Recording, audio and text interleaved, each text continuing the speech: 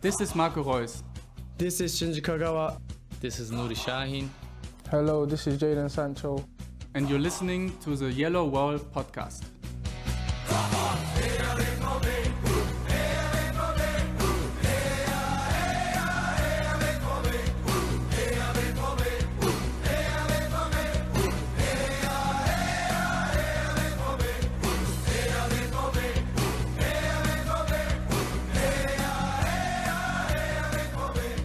Hello all and welcome to episode 457 of the Yellowwallpod. I'm Stefan Butzko, your host for today's show, where we talk about the cup match against TSG Hoffenheim, a 1-0 win for Dortmund. We will also talk about the 3-3 draw against Eintracht Frankfurt, and of course we will preview Saturday's game against Bayern Munich. For all that and more, joins me Lars Pollmann. Hello Lars, how are you doing?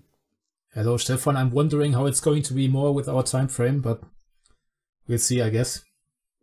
Yeah, I'm not entirely sure. That was routine. Yes, I have not a lot of time today, so this will be a very quick episode. So, Lars, the cup match just concluded. Dortmund did make it through to the cup, a 1-0 win, as I said, against Hoffenheim. A home match for the first time in a long time in the cup. Marco Reus, of course, the sole scorer of the day. And yeah, it was a well-crafted goal by Dortmund, with Bynoe-Gittens getting the assist and Giorena getting the pre-assist. But yeah, what did you make of that game? First of all, first home game in over 2 years in the cup, which is always kind of crazy to think about. I think they've had like 5 home games since 2018 or whatever, so it's always nice to be at home in the cup.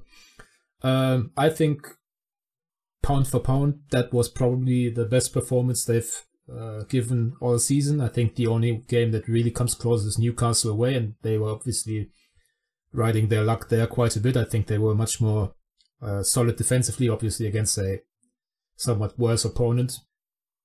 But yeah, I thoroughly enjoyed it, especially the midfield interplay between Reina, Brandt, Bynoe-Gittens, Reus.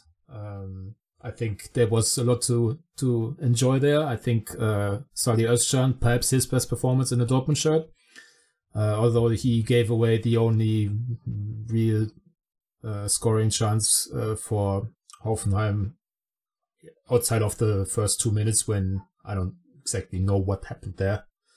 Schlotterbeck was immense again. I think he's been on a real good run of form basically ever since he was excluded from the Germany team, so maybe we need to give a shout out to Julian Nagelsmann.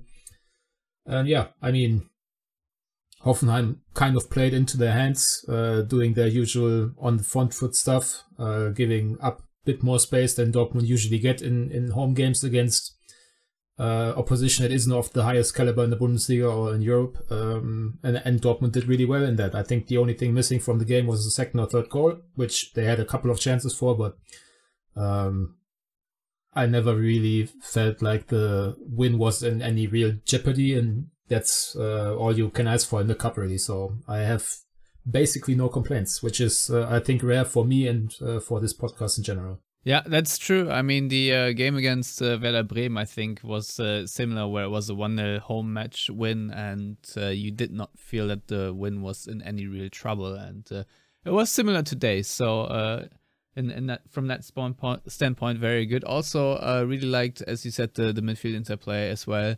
I did not quite like Giorena out on the wing against Frankfurt, but today I think he played a little bit more centrally, so it was fine. Overall, I do believe that Dortmund could have created a few more chances, but yeah, there were a couple of poor touches at the very end of their attacking plays, or they probably would have scored 3 or 4. Today was certainly the spaces there afforded to them.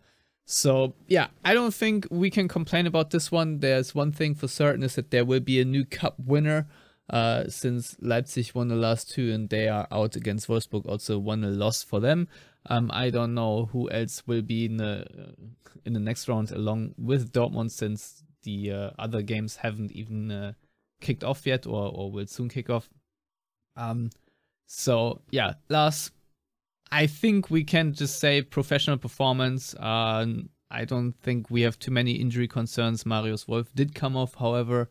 But with that, I think we can focus our attention to the Bundesliga. And we did have a very entertaining match last Sunday against Eintracht Frankfurt, a 3-3.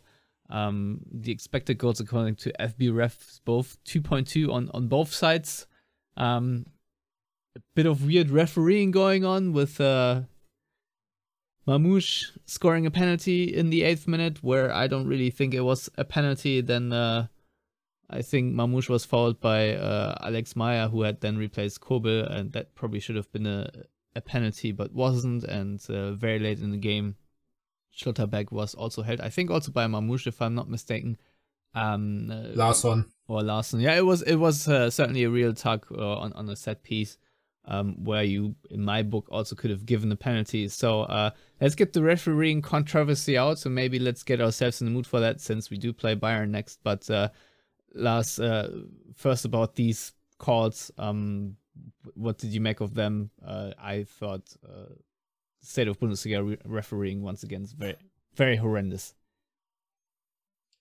I think possibly people will remember that I pledged ahead of the season not to moan about referees this season.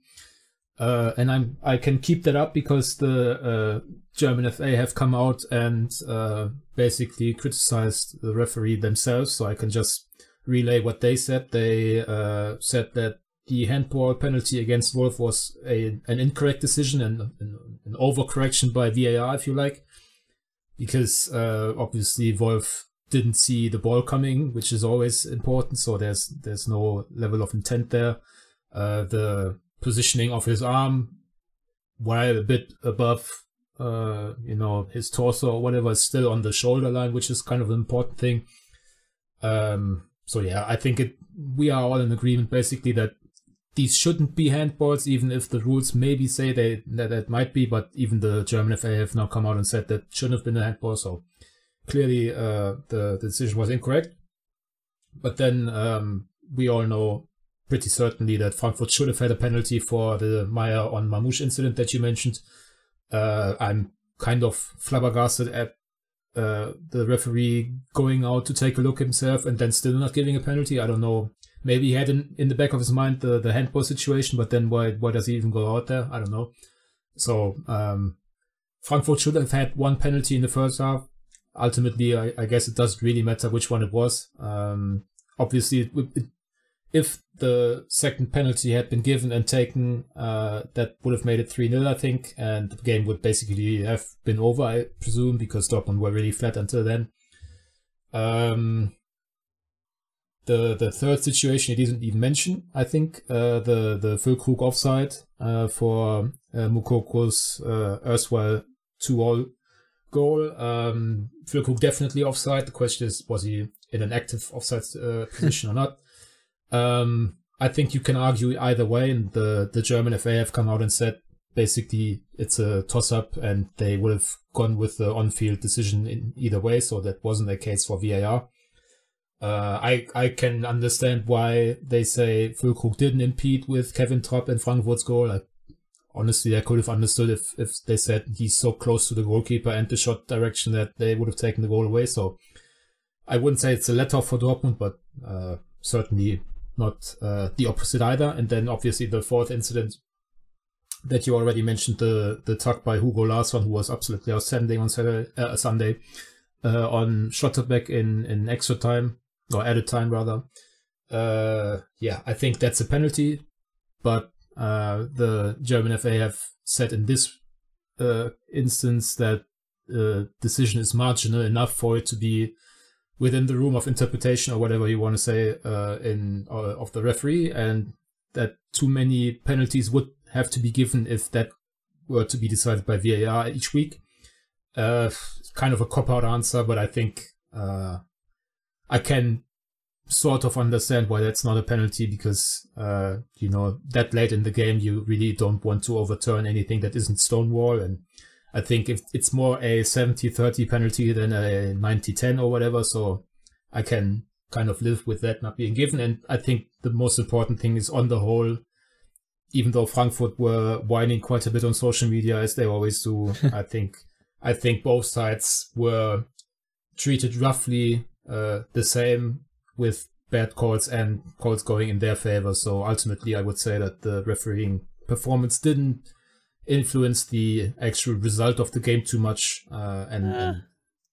Yes, there's a fifth incident which you haven't mentioned, where the offside stuff. Yeah, the offside stuff, where I think Moukoko had a very clear path toward goal, and the guy did raise the flag, and it was whistled back. But I don't think it was actually offside in the replay, or only marginal. I've no idea. I actually think that the flag went up for Füllkrug in the build-up. I'm not sure. I mean, there were two of those instances, but the one that most people have mentioned, as I've seen online, there was, I think, at least Füllkrug might have been offside. Also wasn't offside. Okay, but could have been, but also wasn't. I mean, that's 40 yards away from the goal, so it's not like they blew the whistle on a certain goal. I know, but it was a promising chance. But nevertheless, I think the positives here for Dortmund is that they came away with a point, especially after being 2-0 down, and after they were entirely shredded on the right side, or from Dortmund's perspective, left side, by Aurelio Buta, who had a really good game going forward. I think 70% of those attacks, at least in the first half, all came over Frankfurt's right side, and they did find a lot of space in behind Bensebaini, and did square it into the box, and created a lot of havoc that way. Obviously, the penalty call, which of course, in the 8th minute also sort of was created from such a situation. So I thought overall Dortmund did not look good in the first half, didn't quite find a way to adjust to what Frankfurt were doing, and it felt all a little bit too easy, and kudos to Frankfurt for being a good side on the counterattack. I think that's something that Dortmund can learn from them. But that being said, I'm impressed with how Dortmund came back in this game, especially after Frankfurt also made it 3-2. This also can be a punch in the groin you don't recover from, but Dortmund did recover from that. I think the Sabitzer goal was a really nicely crafted, good layoff by Füllkrug, and a well-taken thing. And then, of course, the Moukoko goal and the Brandt goal very late. Also two very nice goals. I can see why the Moukoko goal might have been ruled out, as you said, because he was close-ish. Who was the guy standing in front of? Was it Füllkrug? I think so. Yeah. Yeah, and the Brandt goal in the end, nice. Pace change of pace or acceleration by Adeyemi, finding Brandt, who made the run, and slotting it home. It was overall a pretty good game in my book. I don't know about you, but I sort of enjoyed it toward the end, and I really thought that there was a good chance that Dortmund actually might win it, because once it was 3-3 again, I wasn't quite sure how Frankfurt would hold up, since they also had a Thursday night game in Helsinki. It was at home versus Helsinki, if I'm not mistaken. Also, they won that 6-0, and it's Helsinki. I think the Finnish league, with all due respect, and I don't know how much respect is due, probably not a big test for them. They also rotated the squad a bit, so yeah. I think we kind of need to keep things in perspective. Frankfurt have now gone more than a calendar year without a home defeat in the Bundesliga, and across all competitions they've only lost at home to Napoli in that time. The last team to win at Frankfurt was actually Dortmund in that crazy game, which Frankfurt fans will remind us of forever, because Adeyemi shoved someone, and Frankfurt were the first side ever to be punished by a bad refereeing decision in football history.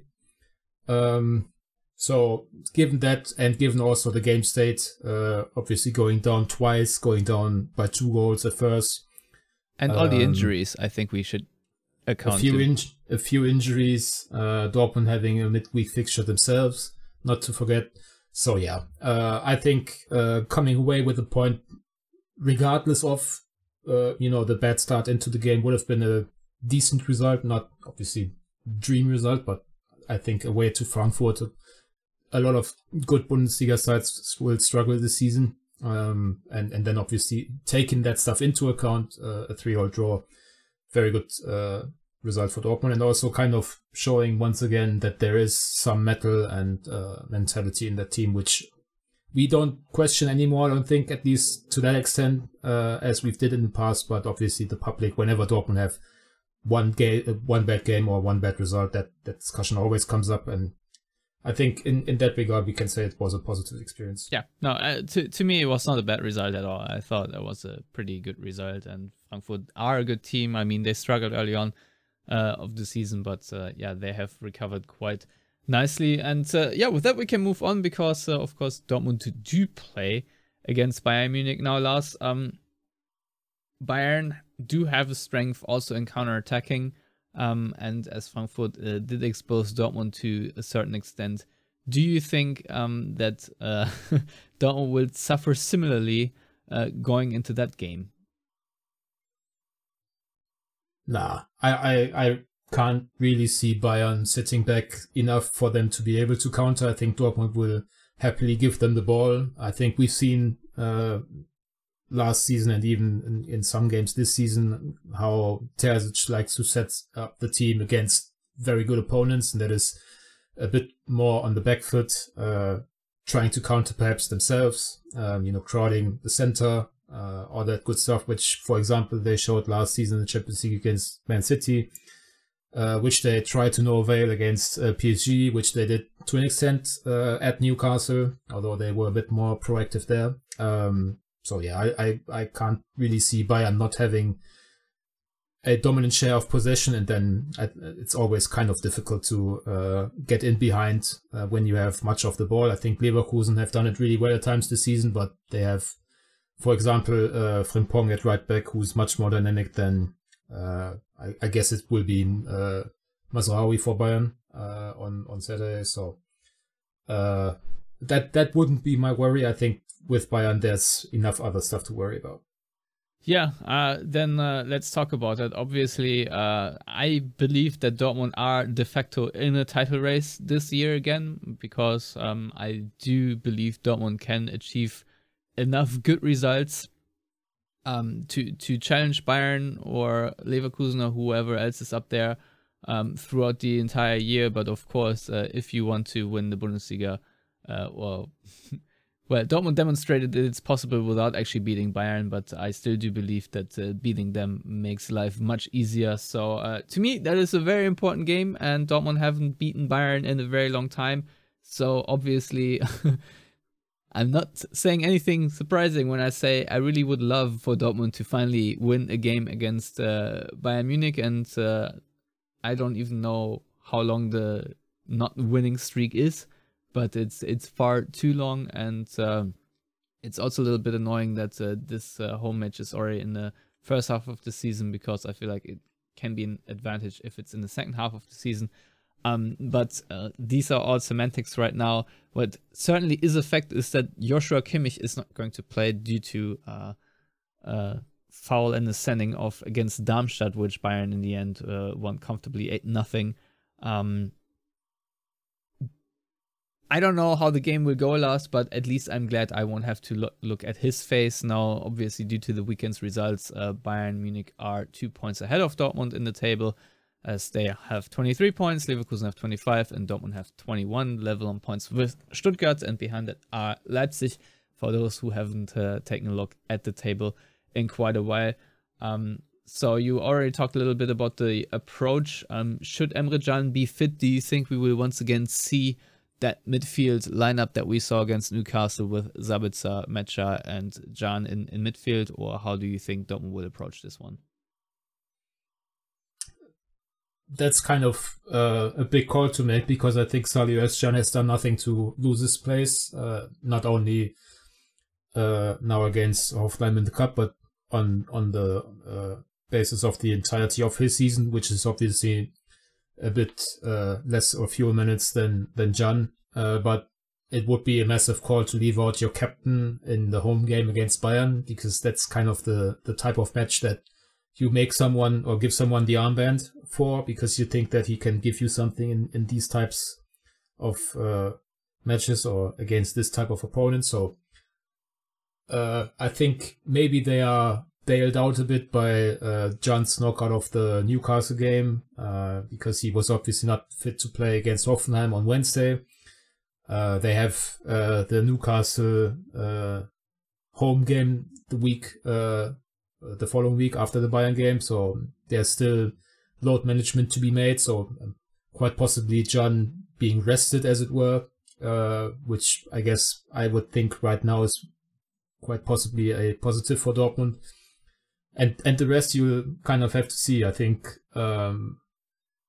this let's call it small ball approach that they did in the cup against Hoffenheim with basically 3 number 10s in Reus, Reina and Brandt.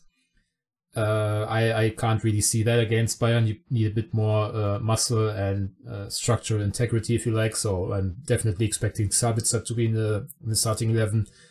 Wouldn't be surprised to see Mecha in there because he's more solidly built than Reina or Brandt or Reus. But then you also need some kind of attacking outlet. So if the midfield 3 from the Newcastle game is in there, then you have to quite possibly make the decision between Brandt and Reus. And right now, I think you don't take either one of them out. So yeah, kind of a selection dilemma, but a positive one to have because it's having too many options and not too few. And that's always a good thing. And ultimately, these types of games can be turned around by making a couple of important substitutions. And I think one area that Terzic has definitely improved in his in-game management over the last few months, especially against Frankfurt. They were much better in the second half, for example. So it's not the worst thing to have selection problems or dilemma and being able to switch things up during the game. Well, the good news is I find that Julian Brandt, even though it's almost blasphemous to say it since he's probably Dortmund's best or most productive player currently, but as he showed against Frankfurt, he can also come off the bench and do a fairly nice job. But do you really want to wait for him doing that for 60 minutes in the game? It is a dilemma. So I think Bayern's starting 11 is pretty much set in stone. I do believe that Manuel Neuer will obviously start. Then you have Davis, Kim, De Ligt and Masraoui in the back 4, and Leimer and Goretzka, I assume, will form the midfield. Unless you have any other ideas, and then I assume the wingers will be Sané and Coman, and then you will have Kane and Musiala as the 10 and number 9, or the vice versa. But it's a very dangerous lineup, a lot of pace, a lot of physicality. With Leimer, they have a very aggressive midfielder, similar to Kimmich, I would even say, who is also very good at winning the ball off players in midfield that take a little too long to control it. So I'm not quite looking forward to that. Do you think form-wise Dortmund have a sniff currently against Bayern Munich? There was a time where I would have said easily Dortmund can do something against Bayern, but I haven't seen them in a while. I don't know if they are good right now or not. Maybe you have watched a couple more games and can give a little bit of insight into Dortmund's chances going up against the current champions. I don't watch Bayern games on principle because it gets depressing after a time to watch them win and win and win. Not particularly interesting. The thing about the lineup for them is that Goretzka is still a question mark, as is Masraoui. Actually, he's not playing on Wednesday in the cup. The game is about to start as we record, but he's not in the squad.